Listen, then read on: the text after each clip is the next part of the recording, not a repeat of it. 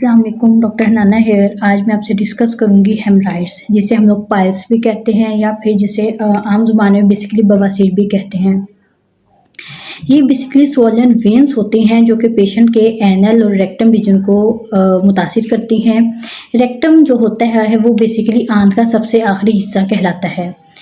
अब होता क्या है कि इसके अंदर 2 टाइप्स आ जाती हैं। सबसे पहले एक्सटर्नल हेमराइड्स आ जाते हैं, उसके अलावा internal haemorrhoids. External haemorrhoids basically वो बवासीर होती है जो कि रेक्टम यानी कि जो पार्ट एनस से ऊपर होता है, आंत का जो आखिरी हिस्सा होता है उसको मुतासिर करता है, वहाँ पे स्वेलिंग होना शुरू हो जाती है। जो एक्सटर्नल हेमराइड्स होता है वो बेसिकली पेशेंट के बिल्कुल एनल रीजन के अंदर होता है, यानी कि वो हिस्सा जिससे पखाना बेसिकली पखाने का पैसेज होता है, वहाँ पे स्टूल पैसेज होता है, वहाँ पे बेसिकली जिसको पेशेंट अक्सर ये कह दिया जाता है कि वहाँ पे मोके बनना शुरू हो गए हैं, वहाँ पे स्वेलिंग वगैरह होना शुरू हो जाती है। अब इसके क्या वजूहात हो सकती हैं? इसकी सबसे जो मेन वजह है वो कब्ज़। इसके अलावा जब कोई मरीज़ बाथरूम में जाके या कमोड यूज़ करता है तो ज़ोर ज़्यादा लगाने की वजह से भी ये अक्सर हेमराइड्स बनना शुरू हो जाते हैं।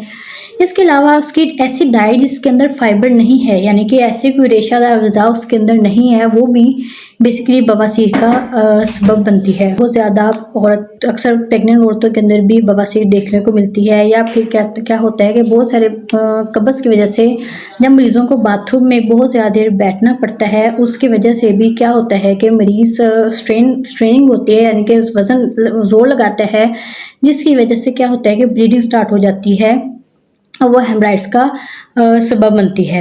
इसके अलावा बहुत ज़्यादा स्पाइसी फूड्स लेना, ऐसी ग़िज़ा खाना जिसके अंदर क्या कहते हैं कि ऐसी ग़िज़ा इस्तेमाल करना जैसे कि आजकल बाज़ारी आटा, तंदूर की रोटी, उसमें से जो कि तकरीबन जो होता है गंदम वगैरह या इस तरह की चीज़ें होती हैं, उनके जो रेशे वाली फाइबर्स होते हैं उसमें से निकले हुए होते हैं, वो मिक्स आटा जो होता है बेसिकली वो होता है उसके अंदर, जैसे कि अब तंदूर की रोटी आ जाती है, ब्रेड वगैरह आ जाती है, या बाज़ार का आटा इस्तेमाल करना। ये सारी बेसिकली वो वजूहात हैं जो कि मरीज़ को इसकी तरफ लेके आती है, बवासीर की तरफ। अब इसकी अलामत क्या हैं? इसकी अलामत के अंदर सबसे जो कॉमन अलामत है वो है पखाना करते वक्त खून आना। इसके अलावा पखाने वाली जगह पे ख़ारिश होना, पखाने वाली जगह पे सोज वगैरह का आ जाना, दर्द होना, यहाँ तक इतना शदीद दर्द होता है कि मरीज़ में उठने बैठने में भी मरीज़ तकलीफ़ महसूस करता है। और अक्सर मरीज़ एक चीज़ क्लियर करती चलूँ, अक्सर मरीज़ ये कहता है कि मैं जब पखाना सख्त आता है तो खून पखाने पे लग के आता है, इसके अलावा खून नहीं आता, तो वो बेसिकली एनल फिशर होता है, वो बवासीर नहीं होती। इसके अलावा इसकी कॉम्प्लिकेशन के अंदर अगर हम लोग डिस्कस करते हैं तो थ्रोम्बस आ जाता है। थ्रोम्बस बेसिकली क्या होता है कि जब मरीज़ के अंदर ब्लीडिंग होती है तो जो उसका एक्सटर्नल हेमराइड्स के अंदर, यानी कि जो आंत का आखिरी हिस्सा होता है उसके अंदर खून का एक क्लॉट लोथरा बन जाता है, क्लॉट बन जाता है, जो कि बेसिकली बाद में थ्रम्बस कहलाता है। इसके अलावा मरीज़ के अंदर जो इसकी दूसरी कॉम्प्लिकेशन आ जाती है वो आ जाती है एनीमिया, यानी कि बहुत ज़्यादा शदीद खून की कमी। अक्सर ऐसा होता है कि जो हेमराइड्स के अंदर ब्लड सप्लाई जारी होती है वहाँ पे रुकावट आना शुरू हो जाती है, जिसकी वजह से वो स्ट्रैंगुलेटेड हेमराइड बन जाता है, जो कि बहुत ज़्यादा पेनफुल होता है। इतना पेनफुल होता है कि मरीज़ उस पेन को टॉलरेट प्रॉपर नहीं कर सकता।